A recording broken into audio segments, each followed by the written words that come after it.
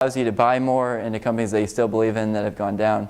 But at the same point, once you've got 10% of your portfolio in something, if it keeps going up, you really can't buy more. But if you have 10% of your portfolio in a company that just went up, 500%, it generally does good things for your portfolio. So you guys have any questions or stocks you may look up quickly? No? I mean, AIG is interesting. I haven't looked at that one in a while. Yeah, what's your take on AIG paying Red City with the high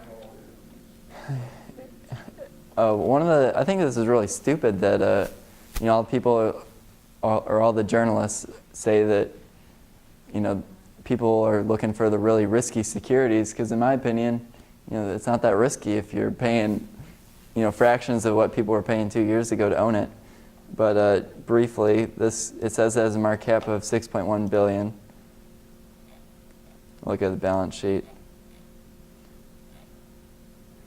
All right, so then the total equity is that $57 billion? Yeah, so you're basically buying a company that's trading at 1/10 of book value. Let's see if they're making money.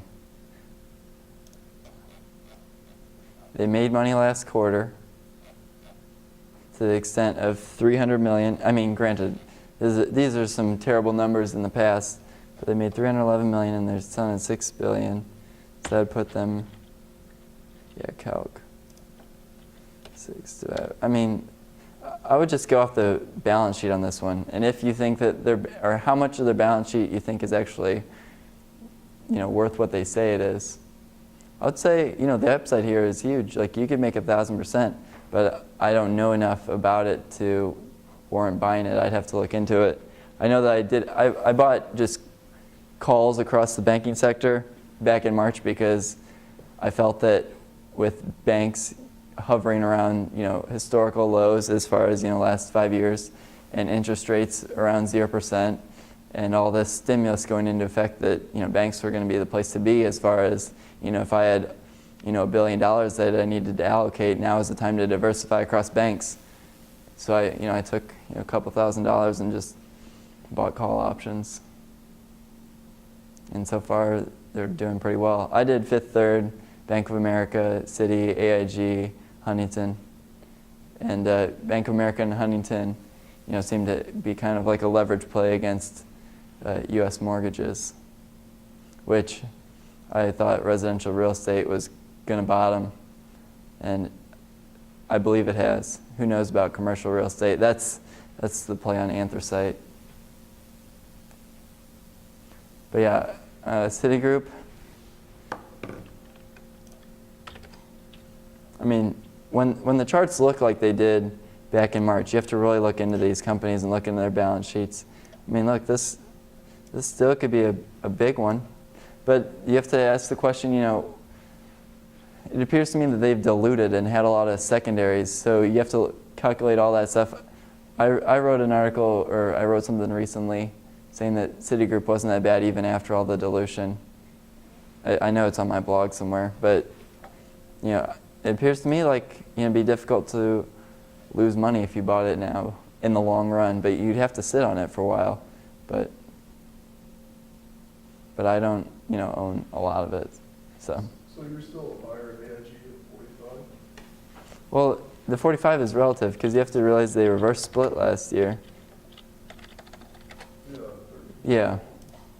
It was something ridiculous just so that the mutual funds could get a stab at them. But yeah, I think there's more upside. Like, if you were to flip a coin and say that 50% it goes bankrupt, 50% you make 1,000%, the expected outcome is still 500%. So if you could diversify across a lot of plays like AIG, in the long run you'll make money. But I'm not confident enough in it to do anything but buy a couple speculative call options. But maybe I got lucky, or maybe I knew what I was doing. I'll say that AIG is a little bit more luck. Just because you make money because you bought a stock doesn't mean that you were right in doing it. And that's half the problem. All these, you think that you're doing things the right way for a while because you're making, consistent money, and then you get slammed because everything that you thought was true just doesn't work for you. And that's why you have to, my basic theory is companies that make more money and are set to make more money should come with a price tag that's higher than other companies. So, but yeah, then you have the chart here is great. So it would definitely warrant looking into, because it could go to 500. Like, if they survive, and if they're not it's just a matter of perception. Right now, everybody hates them. Like, there are a lot of companies out there that not everybody hates right now that I wouldn't even waste my time looking into. But because this one has such a terrible chart, or such a good chart, in my opinion, I'd look into it. I mean, maybe that's one you want to look into. I mean, they're counting jobs and doing all sorts of stuff. Citigroup probably is the same thing. But I mean, these are the risky plays. When I looked into Conseco, there wasn't bad fundamental news coming along with bad stock price news. So that's really what you're looking for. You're looking for companies that are doing well and growing and continuing to do well, and the stock price says that things are going wrong. Like here, everyone knows with the banks you mentioned, AIG, Citigroup, Fannie and Freddie. Actually, Fannie Mae, I think, is going to outperform, because they have the what would be like an advantage on student loans. I don't know how I'd put that, but Citigroup looks like it'd be worth looking into as well. And Fannie Mae, I still like. This is one they probably need to buy, or I've thought they need to buy. Yeah, so it's up like 400%. Yeah, I think I wrote about that actually like a month ago. So I missed out on 400%. It happens. I won't worry about missing out on money, but I would worry about losing money.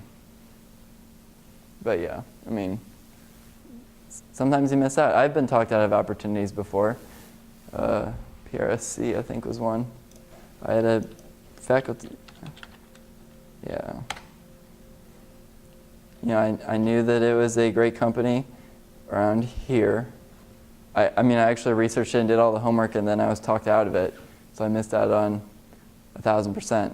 And I felt, how are you supposed to feel? Like, not very smart. But it had the chart, and it had improving business fundamentals, but everyone was panicking. And that's when you look at these situations and you try to step in and show and prove to yourself that it's not time to panic, but things look good. And if you can do that and be right and not be wrong, then making 12% a year is kind of a joke. But that's just my opinion. But yeah, don't try to step into places where things are actually bad and the price says that they're going to be bad. Try to step into situations where things are good and they're getting better and the price says, I'm out. So, good. If you have questions, you can email me, or, I don't know. I'm doing this for fun. All right, cool. I think we're good. I don't know.